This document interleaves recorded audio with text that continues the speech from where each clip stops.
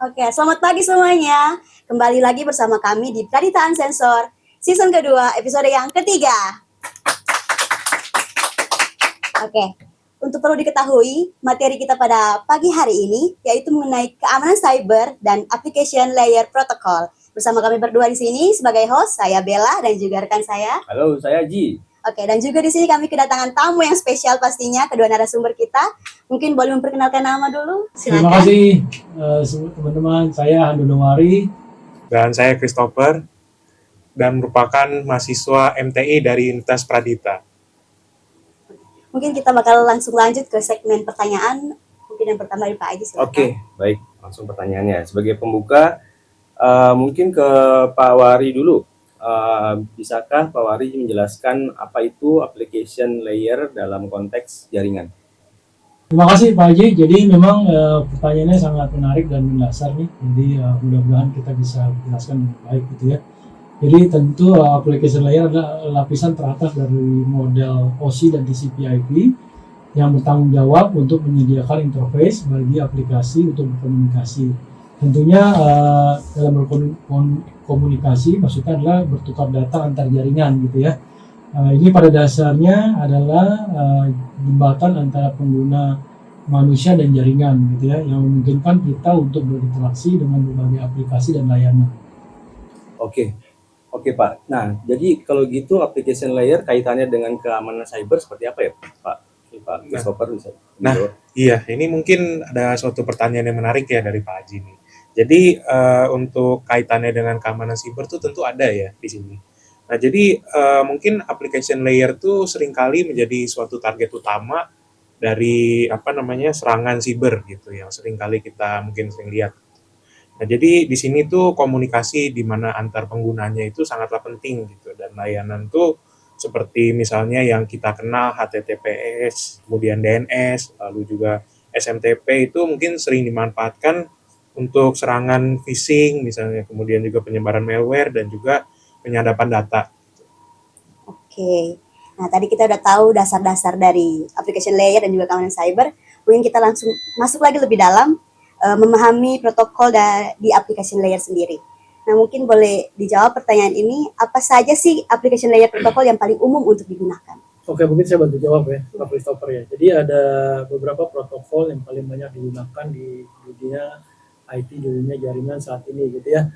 Satu itu adalah HTTP atau HTTPS, itu seperti kita kenal kalau kita mau browsing di web, di komputer gitu ya, di desktop kita selalu menggunakan kata definisi HTTP atau HTTPS gitu ya.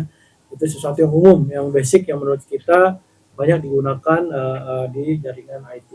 Kedua adalah DNS. DNS ini untuk menerjemahkan nama domain ke alamat IP, karena setiap domain itu, setiap nama alamat IP itu selalu dikonversi menjadi satu domain yang berbeda dengan yang lain gitu ya.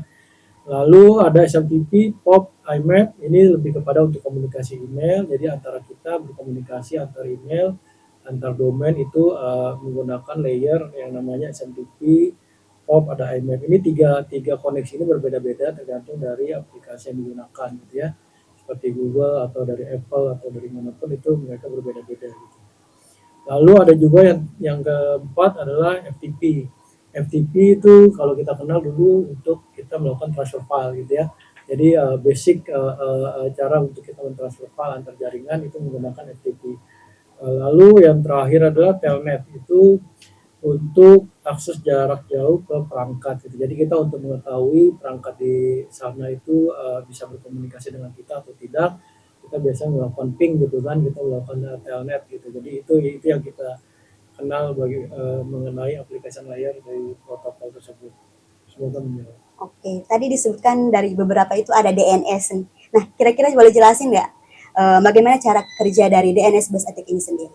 Nah, mungkin saya akan ngejelasin nih cara kerja dari DNS. Nah, jadi mungkin serangan berbasis DNS attack itu bisa terjadi melalui teknik yang namanya DNS spoofing, atau yang mungkin lebih dikenal cache positioning gitu. Nah, jadi serangan ini tuh terjadi di mana dia tuh memanipulasi data dari DNS ini untuk mengarahkan pengguna tuh ke situs yang berbahaya gitu. Atau melalui DDoS attacks yang membanjiri server DNS dengan permintaan yang cukup berlebihan. Oke, jadi mungkin saya mau lanjut dengan pertanyaan mengenai enkripsi dan juga autentikasi ya. Jadi menurut Pak Christopher dulu lah, apa peran enkripsi dan untuk mengamankan komunikasi di application layer? Nah, jadi mungkin si enkripsi ini tuh dia memastikan bahwa meskipun data tuh disadap, dia tuh nggak bisa dibaca tanpa adanya kunci deskripsi itu.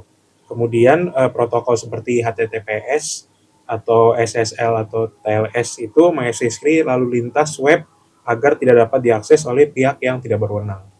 Gitu. Oke, oke. Sekarang mungkin pertanyaan berikutnya ke Pak Wari. Pak Wari, bisakah Pak Wari memberikan contoh bagaimana autentikasi bekerja di application layer? Ya, thank you Pak Haji. Jadi kita kalau kita di kehidupan kita sehari-hari gitu ya, kita lihat saat kita masuk ke akun email kita gitu ya, kita buat kredensial di kita tuh diverifikasi melalui beberapa proses autentifikasi gitu ya, seperti autentifikasi Kerberos atau yang sekarang lebih familiar buat kita tuh two factor authentication gitu ya. Jadi kita diminta memasukkan nomor telepon kita gitu ya, nomor telepon kita untuk di yang paling gampang di Gmail lah ya.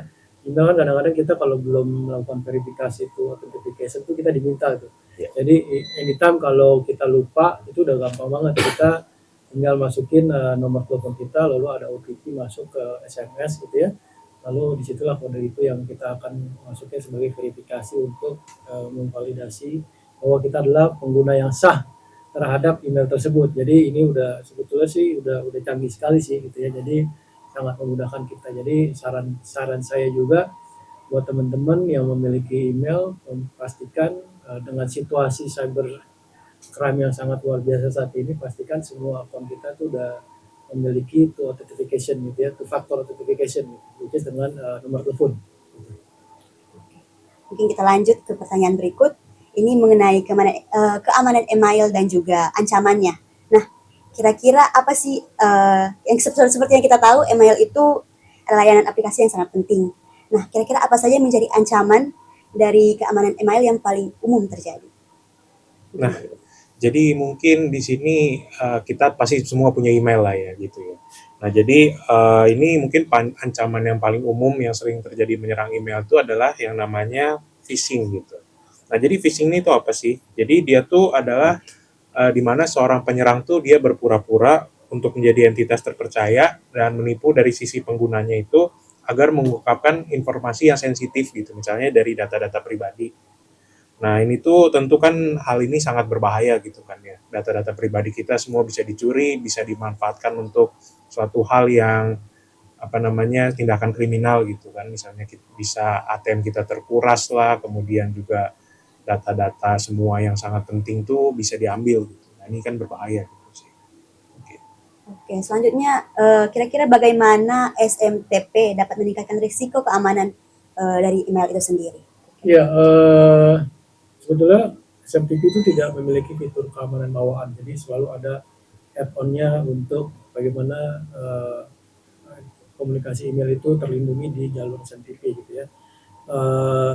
Jadi karena memang inilah bisa dibilang black hole-nya gitu ya, untuk penyerang itu memasukkan alamat email atau menyadap pesan protokol seperti SMTP, di HIM, SPF, dan di MAP gitu ya, membantu mencegah penipuan. Jadi memang balik lagi protokol ini harus dipastikan ada two authentication ininya, faktornya untuk kita memastikan semuanya berjalan di layer yang secure sih gitu.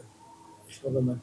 Oke, tadi Pak Wari dan Pak Christopher sudah menjelaskan mengenai keamanan di sisi email. Sekarang pertanyaannya mungkin lebih kepada keamanan untuk web dan juga HTTP protokol.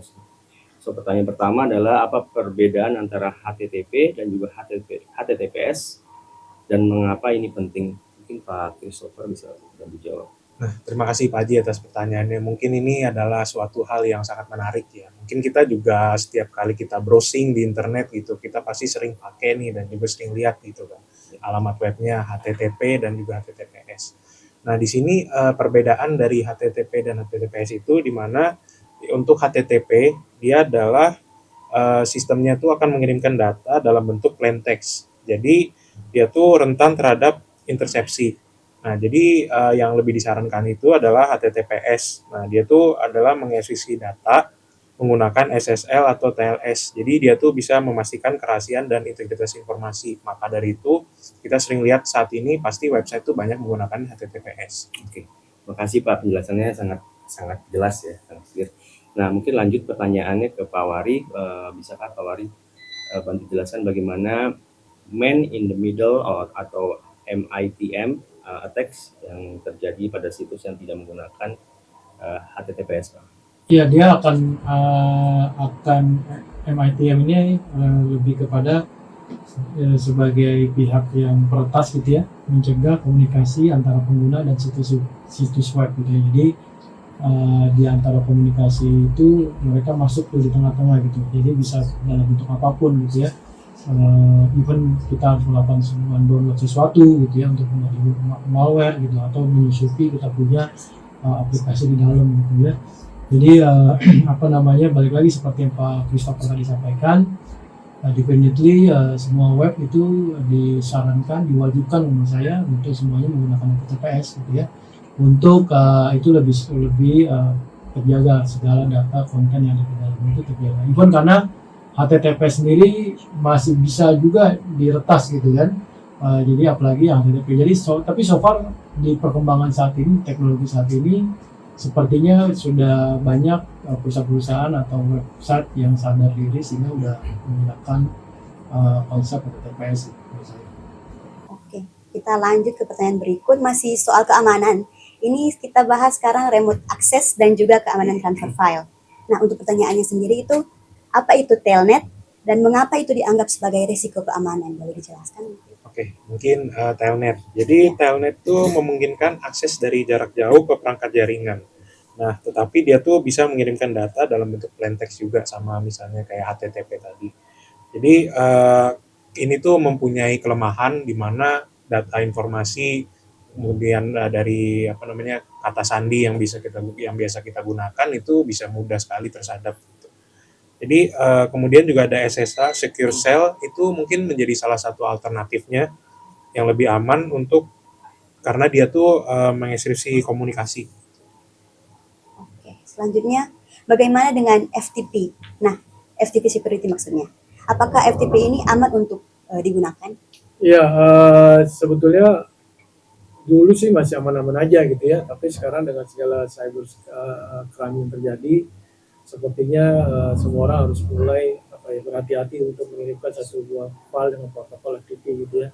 Jadi alternatifnya banyak saat ini untuk mengirimkan itu. Kita ada secure FTP gitu ya, menggunakan SSL file transfer protocol, dan FTPS gitu ya, FTP secure menggunakan SSL atau TLS. Jadi itu yang lebih disarankan untuk teman-teman yang lebih aware kepada bagaimana cybercrime itu sudah memasuki ke dunia jaringan IT juga. Gitu. Oke Pak Wari, thank you Pak Wari. Nah mungkin saya ingin beralih sedikit ke level infrastructure model dan juga network. Pertanyaan pertama mungkin ke Pak Christopher. Jadi apa itu client server model dan juga bagaimana bedanya dengan P2P networks? Oke, jadi mungkin saya jelasin dulu ya client server model itu apa. Jadi client server model itu sistemnya di mana suatu klien tuh meminta layanan dari server pusat gitu. Jadi sedangkan untuk peer-to-peer dari network itu memungkinkan di mana komunikasi langsung antar perangkat, dan ini tuh lebih sulit untuk dilakukan pengamanan gitu sih sebenarnya. Oh oke. Jadi kalau lebih sulit, pertanyaan berikutnya Pak Wari, jadi apakah P2P networks itu lebih rentan terhadap serangan cyber? Iya, sudah pasti P2P network tidak memiliki sistem keamanan yang terpusat gitu. Jadi ini kan antara satu perangkat IT dengan perangkat IT lainnya saling berkomunikasi tanpa adanya kontrol dari pusat gitu ya. Jadi artinya dengan cara berkomunikasi seperti itu mudah sekali middleman attack itu masuk, baik itu melalui malware atau akses tidak sah atau kebocoran data gitu. Jadi sebaiknya hal seperti itu dihindari sih dengan situasi saat ini. Jadi lebih baik kita berkomunikasi dalam satu jaringan yang tertutup. Even kalau kita mau berkomunikasi di luar jaringan yang kita punya, sudah dilindungi dengan protokol-protokol keamanan yang memang saat ini lebih terjaga gitu.